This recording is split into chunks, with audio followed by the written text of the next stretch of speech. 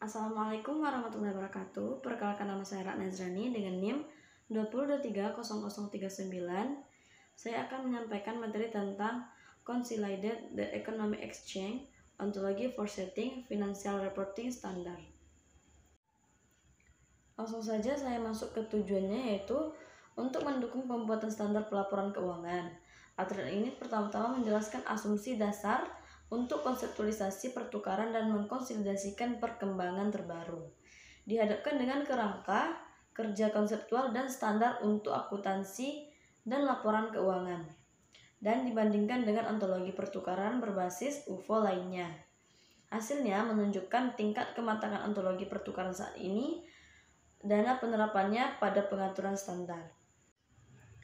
Untuk teorinya, konsep pertukaran ekonomi dan kontrak pematurnya memainkan peran mendasarkan dalam ekonomi, perdagangan, akuntansi, dan pelaporan keuangan.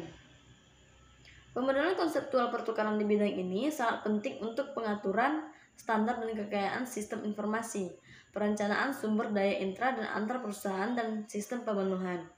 Bagian utama dari standar pelaporan keuangan internasional dan nasional didedikasikan untuk beragam jenis kontrak atau menentukan persyaratan untuk menggambarkan pertukaran yang melibatkan kategori sumber daya ekonomi tertentu. Studi kasusnya di sini, beberapa ontologi pertukaran ekonomi berbasis UFO telah dikembangkan dengan dekade terakhir, terutama COFRIS, Ontorea, REA 2, dan AT.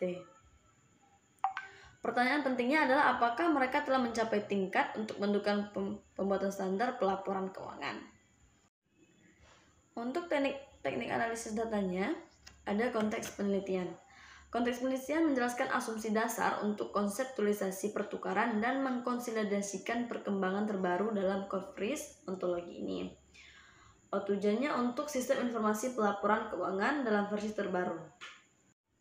Sedangkan metode penelitiannya, penelitian ini mengikuti pendekatan penelitian ilmu desain, mengembangkan dan mengevaluasikan artefak desain, yaitu ontologi COFRIS, bahasa pemodelan konseptual yang akan digunakan sebagai objek desain untuk sistem informasi berbasis financial reporting. Ontologi merujuk ke domain pertukaran ekonomi dan pembentukan kontrak. Jadi kesimpulannya di sini, informasi keuangan yang dilaporkan harus relevan dan setia. Kegunaan informasi keuangan ditingkatkan jika dapat dibandingkan, dapat diverifikasi, tepat waktu, dan dapat dipahami. Keterbandingan juga penting di antara fase pertukaran ekonomi dalam suatu perusahaan, di antara perdagangan independen dan dependen, dan di antara pandangan domain yang berbeda tentang konsep yang sama, manfaat yang saat ini tidak sepenuhnya dieksploitasi oleh pelaporan keuangan.